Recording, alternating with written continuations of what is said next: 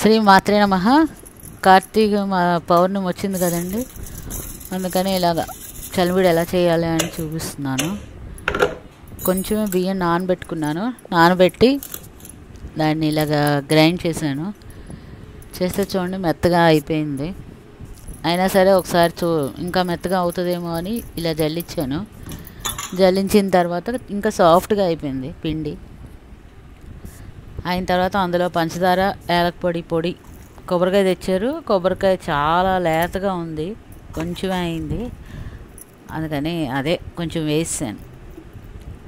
వేసి కలిపాను. కొంచెం చీనీ వేసి కలిపాను. ఇలా కలిపి కొంచెం నెయ్యి వేసాను. నెయ్యి వేసి కలిపి ఇలా చుట్టి పెట్టేశాను. ఎప్పుడు 4 గంటలకల్లా చేసాను. మాకు తెలిసిన వాళ్ళు ఒకరు కార్తీక చలివిళ్ళు నోము నేర్చుకుంటానంటే అక్కడికి వెళ్ళాం గుడికి. ఈ 3 సంవత్సరాలు చేయాలట. 1 సంవత్సరం ఇక్కడ నుయ్యి దగ్గర, 2వ సంవత్సరం కొబ్బరి చెట్టు నీళ్ళలో. అందుకని ఇక్కడ రామాలయం ఉంటే రామాలయం దగ్గరికి వెళ్ళి ఇలా చలివిడి వాళ్ళన్నీ ఇలాగ అమర్చేశారు. 10 మందికి ఇచ్చారు. 10 కేజీలట. మొదటి సంవత్సరం 5 కేజీలు, 2వ సంవత్సరం 10 కేజీలు, 3వ సంవత్సరం 15 కేజీలు. అలా 5, 10, 15 మందికి, అలా 10 మందికి ఇచ్చారు ఈ సంవత్సరం. నోము వచ్చారు వాళ్ళు. అది అందుకొని ఇలా రామాలయం అక్కడ ఉంది కదా, రామాలయ దర్శనం చేసుకొని, దర్శనం మాత్రమే చేసుకున్నాం. ఇక్కడ ఏకశిల రాముడట. ఒకే శిల మీద రాముడు, సీత ఇద్దరు కలిపి ఉన్నారు. ఇటు వినాయకుడు, ఇటు సాయిబాబా, ఎదురుగుండా ఆంజనేయ స్వామి.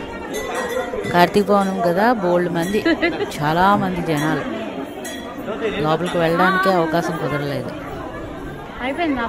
ఇలా చక్కగా అందరూ దీపాలు పెట్టారు. నేను పట్టుకొని వెళ్ళలేదు, నేను పెట్టడం అవ్వలేదు.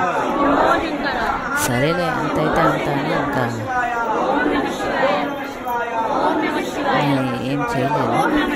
దీపం అయితే పెట్టడం అవకాశం కుదరలేదు. ఆంజనేయ స్వామి చాలా బాగున్నాడు. ఇలా అందరూ ఓం నమ శివాయ, హరహర మహాదేవ అనుకుంటూ చాలా చాలా ఆనందం అనిపించింది. నెక్స్ట్ ఇంటికి వచ్చి కాళ్ళు చేతులు కడుక్కొని మళ్ళీ దీపం పెట్టి బయట 365 ఒత్తులు ముగ్గురం కలిపి వెలిగించి చందమామకి ఇగో ఇలా పూజ చేసుకొని చంద్రుడికి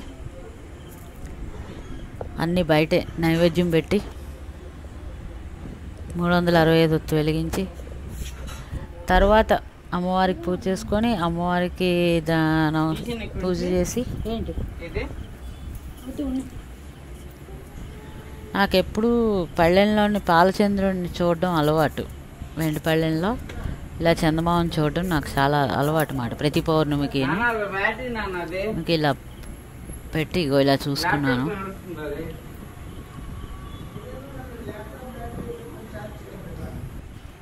ఎంత అవకాశం ఉంటే అంత. ఇలా చూసిన తర్వాత మళ్ళీ లోపలికి వచ్చి అమ్మవారు పూజ చేసుకొని ఇదంతా అయ్యేసరికల్లా 8:30కి ప్రసాదం.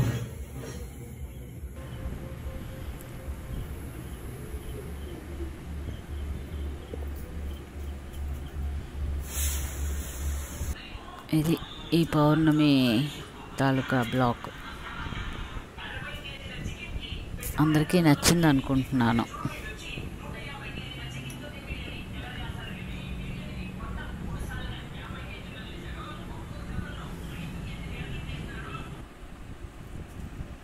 పిండి దీపాలకి కుంకుమ పెట్టానండి, అటు సైడ్ ఉన్నది, అందుకు కనిపించలేదు ఎవరికైనా.